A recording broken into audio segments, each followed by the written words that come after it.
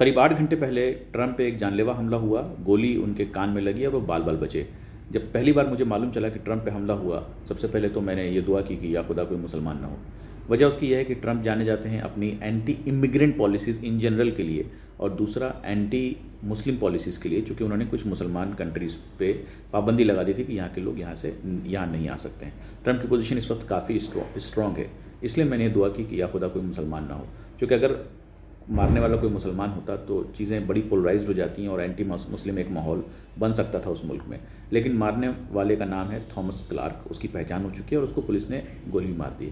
वजह एग्जैक्टली नहीं क्लियर है कि क्यों मारा है उसको, लेकिन उसका एक छोटा सा वीडियो क्लिप वायरल है जिसमें वो कह रहा है, I hate Trump, I hate Republicans. तो चूँकि ट्रंप की जो पोजीशन है, ट्रंप की जो पॉलिसीज़ है वो इन जनरल एंटी इमिग्रेंट्स होती है। तो एंटी इमिग्रेंट्स का मतलब सिर्फ मुसलमान नहीं होते हैं, उसमें मुसलमान आते हैं, यहूदी आते हैं, ब्लैक्स आते हैं, और नॉन जो अमेरिका के आसपास के जो कंट्रीज़ हैं, मेक्सिको और जो इन कंट्री से जो लोग आते हैं, तो इन सब के ख़िलाफ़ अमेरिका की पॉलिसी रहती है।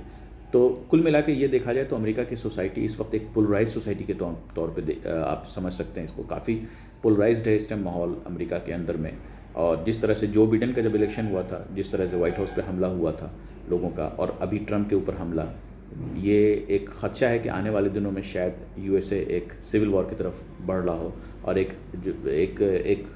दूसरी एक बड़ी डेमोक्रेसी शायद एक मोबोक्रेसी का रूप जो है इख्तियार कर सकती है। शुक्रिया।